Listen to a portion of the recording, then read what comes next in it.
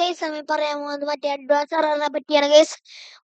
Advance server use ചെയ്യാൻ പറ്റിയാണ്. First നമ്മൾ വീട്ടിൽ കണക്ട് ചെയ്യണം. അതിന് വേണ്ടി ഫസ്റ്റ് ഞാൻ കാണിച്ചു തരാം നിങ്ങൾക്ക്. വീട്ടിൽ കണക്ട് ചെയ്യുന്ന മുമ്പ് നമ്മൾ ക്രോമിക്കർ അഡ്വാൻസ് സർവറിന്റെ ഇതെടുക്കുക തന്നെ. ഇങ്ങനെ കണ്ട ഈ ഞാൻ കാണിച്ചു തരാം. കണ്ട ഈ റീജിയൻ അവൈലബിൾ അല്ല എന്നാണ് Free Fire advance server is not available for this region എന്നാണ് കാണിക്കുന്നത്. ഞങ്ങൾക്ക് ഈ വിപ്പം കാണിച്ചു. ഈ വിപ്പം ലിങ്ക് ഞാൻ കൊടുത്തേക്കാം രണ്ടിൻ്റെയും. അതുകൊണ്ട് നമ്മൾ ഇതിൽ കയറിയിട്ട് സെലക്ട് ചെയ്യാൻ ആഡ് വരുന്നുണ്ട്.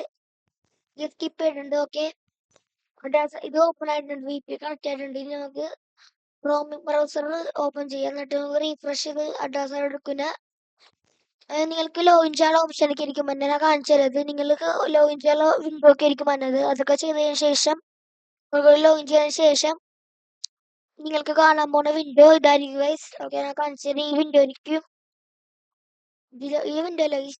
എനിക്ക് കാണാൻ പോകുന്നത് ഒരു കോഡ് ഉണ്ട്. ആ കോഡ് കോപ്പി ചെയ്താണ് നമ്മൾ അഡ്വാൻസ് ആക്ടിവേഷൻ കോഡ്.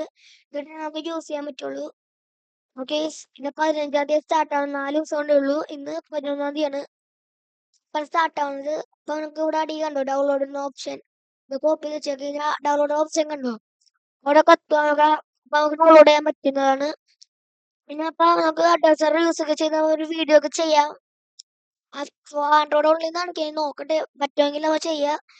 യെസ്, അങ്ങനെ നമുക്ക് ഡയമണ്ട് കുറച്ച് സംഭവമൊക്കെ കിട്ടും, റിവാർഡ്സ്. പിന്നെ പാർട്ണർ പ്രോഗ്രാം ഉള്ളവർക്കൊക്കെ ആണെങ്കിൽ ഗറീൻ തന്നെ കൊടുക്കും കോഡ് സംഭവമൊക്കെ. ഓക്കെ, നമ്മളിപ്പോൾ സാധാരണ ആൾക്കാർക്ക് ഇത് ഇങ്ങനെ കിട്ടുള്ളൂ കോഡ് സംഭവമൊക്കെ. വീഡിയോ ഇഷ്ടപ്പെട്ട ലൈക്ക് ചെയ്യുക, ഷെയർ ചെയ്യുക, സബ്സ്ക്രൈബ് ചെയ്യുക. പിന്നെ അഡ്വാൻസർ യൂസ് ചെയ്യുന്ന നേരത്ത് പറഞ്ഞോട്ടെ ഗൈസ്. Bye bye guys.